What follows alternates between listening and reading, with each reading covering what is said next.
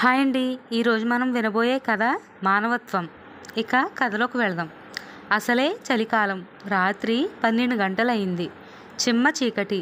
అర్జెంటుగా ఫోన్ రావటంతో ఉన్న పలానా ఆ చీకటి రాత్రిలో బయలుదేరాడు. స్వెట్టర్ వేసుకున్నా చలి ఆగట్లేదు. వయసు మళ్ళింది కదా, అందుకే చలిలో ప్రయాణం చేయలేకపోతున్నాను అనుకుంటాడు రామచంద్రరావు. స్వప్న ఫోన్ చేసి విషయం చెప్పిన దగ్గర నుండి ఆతృతతో ఎంతో త్వరగా అక్కడికి వెళ్దామా అని ఆ ముసలి ప్రాణం అల్లాడిపోతుంది. ఇంతలో బస్సు వచ్చింది. బస్సు ఎక్కాక సీట్లో కూర్చుని ఇలా అనుకుంటాడు. స్వప్న ఒకతే అక్కడ ఎంత ఇబ్బంది పడుతుందో అని ఆలోచిస్తూ నిద్రలోకి జారుకున్నాడు.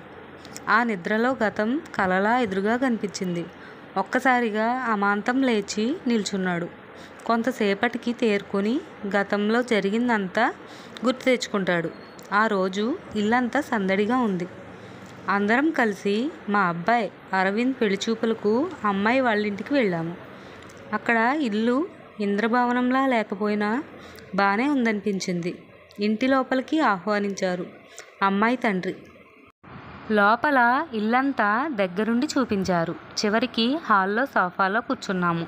తినడానికి స్వీట్లు పెట్టారు. ఇంతలో అమ్మాయిని తీసుకొచ్చారు. చూడగానే మా వాడికి ఈడు జోడు బాగా కుదిరింది అనిపించింది. తలెత్తి అమ్మాయిని చూడమని చెబితే మా వాడు ముభావంగా చూసి తలదించుకున్నాడు. పెళ్లి చూపులకంతూ అయిపోయింది. ఇంటికెళ్ళి మాట్లాడుకుని కబురు చేస్తామని చెప్పి వచ్చేసాం. మరుసటి రోజు మా అరవింద్ని కూర్చోబెట్టి ఆ అమ్మాయి గురించి ఏం ఆలోచించావని అడిగాను. మౌనంగా ఉన్నాడు. పెళ్ళంటే మాటలు కాదు. తర్వాత నిన్ను నమ్మి మన ఇంటికి వచ్చిన అమ్మాయిని కష్టపెట్టకుండా కంటికి రెప్పలా చూసుకోవాలి. బాగా ఆలోచించు.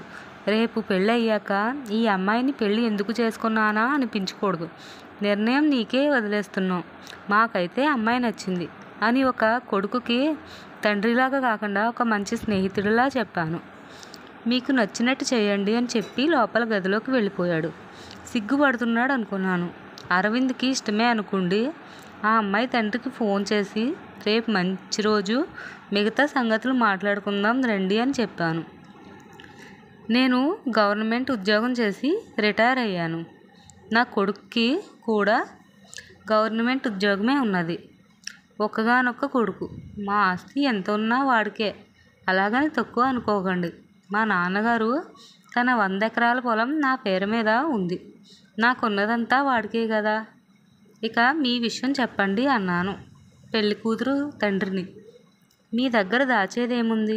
ముందుగానే చెప్పేస్తున్నాను. లేదంటే నేను ముందు ఒకలాగా చెప్పి పెళ్లి తర్వాత అది నెరవేర్చలేకపోతే నా కూతురు తలదించుకోవాలి. అలా చేయడం నాకు ఇష్టం లేదు. అందుకే చెప్తున్నానండి. మీరు మొన్న పెళ్లి చూపులకి వచ్చినప్పుడు చూశారు కదా మా ఇంటిని. అలాంటి ఇల్లు ఇంకొకటి ఉంది. అది మా కూతురు పేరు మీద రాస్తాను. అది 1 కోటి రూపాయలు విలువ చేస్తుంది. పెళ్ళి అంగరంగ వైభవంగా చేస్తాను. ఇదే ఇవ్వగలను అని చెప్పాడు పెళ్లి కూతురు తండ్రి. మా వాడికి అమ్మాయి నచ్చింది కదా అని ఒప్పుకున్నాను. మా అరవింద్ పెళ్లి జరిగిపోయింది.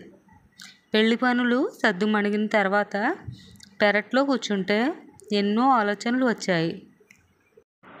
అప్పుడే గుర్తొచ్చింది. సరిగ్గా 6 నెలల క్రితం నేను ఆఫీస్ ముగించుకుని ఇంటికి వచ్చే దారిలో దూరంగా ఎవరో ఒక మనిషి రైలు పట్టాల మధ్యలో రైలుకు ఎదురుగా పరిగెడుతున్నట్టు కనిపించింది.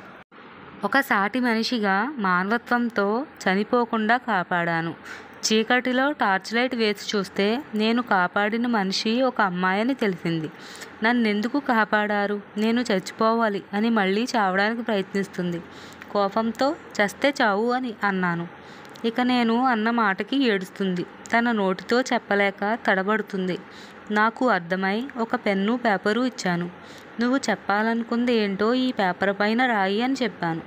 తను రాసి ఇచ్చింది. నేను పేపర్ చదివితే అందులో ఏం రాసిందంటే, నా పేరు స్వప్న. ఈ మధ్యనే రోడ్డు ప్రమాదంలో నా తల్లిదండ్రులు చనిపోయారు. నేను ఒకతన్ని ప్రేమించాను. తనే నా జీవితం అనుకున్నాను. కానీ వాడు నన్ను నమ్మించి మోసం చేసి నా సర్వస్వం దోచి పెళ్ళి అనేసరికి పారిపోయాడు. ఇంకా ఈ భూమి మీద నాకంటూ ఎవరూ లేరని, ఈ జీవితం నాకు వద్దు అనుకున్నాను. అందుకే చచ్చిపోదాం అనుకున్నాను అని రాసింది. అప్పుడు నేను ఇలా అన్నాను, ఏంటమ్మా, ప్రపంచంలో అసలు ఏ సమస్య లేని మనిషే లేడు.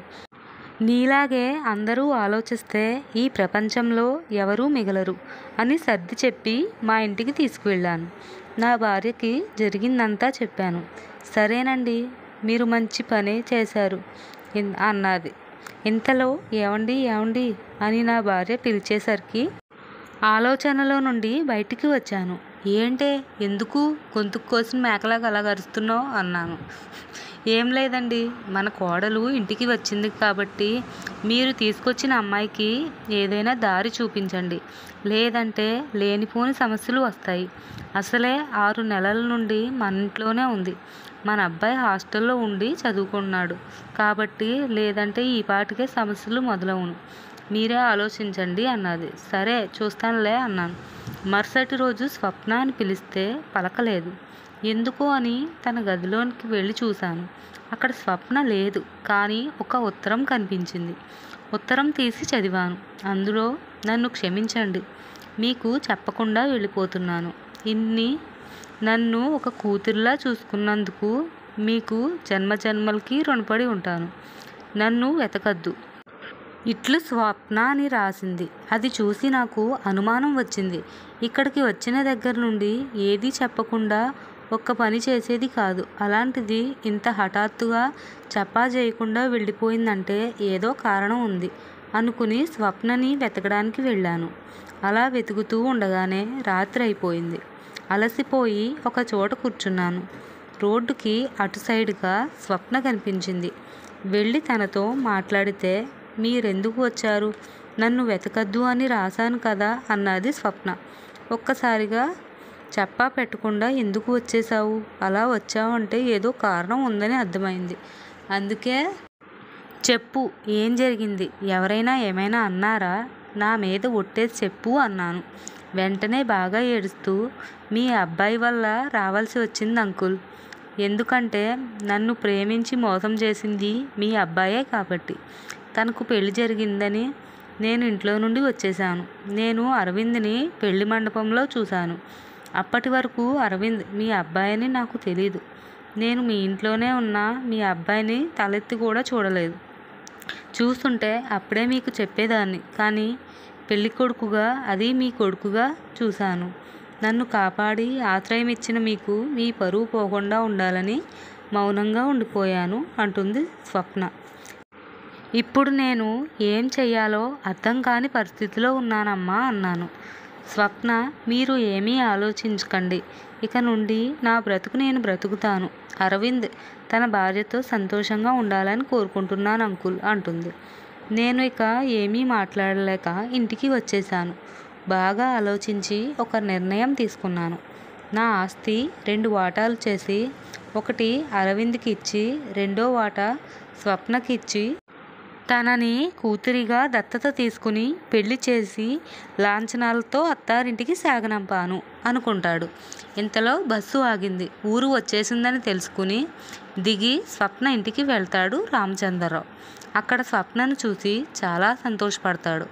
ఉద్యోగం గురించి అత్తమామల దగ్గర నుండి వచ్చేసావు. ఇప్పుడు నువ్వు గర్భవతివి. ఫోన్లో చెప్పగానే నీ పనులు నువ్వు ఎలా చేసుకుంటున్నావో అని భయపడ్డాను. కానీ నీ భర్త నీకు కష్టం కలగకుండా చూసుకుంటున్నాడు అని అర్థమైంది. ఇప్పుడు గుండెల్లో బరువు దిగిపోయిందమ్మా అన్నాడు. పక్కకు తీసుకెళ్ళి, మీలాంటి తండ్రి ప్రతి ఒక్క ఆడపిల్లకి కావాలి. అక్కడ కోడలిగా వచ్చిన స్వాతికి అన్యాయం జరగకుండా, ఇక్కడ నా జీవితం మోడుబారిపోకుండా, నా జీవితాన్ని పూలవనం చేసినందుకు జన్మజన్మలకి మీ మంచి మానవత్వానికి, మీ ప్రేమకి రుణపడి ఉంటాను నాన్న అని ఆనంద బాష్పాలతో చెప్తుంది. ఇక కథ ముగింపు విన్నారు కదా ఫ్రెండ్స్. మనిషికి మానవత్వం ఉంటే అది ఒక జీవితాన్ని నిలబెడుతుంది. ఈ కథ మీకు నచ్చితే లైక్ చేయండి, సబ్స్క్రైబ్ చేయండి. Thanks for watching.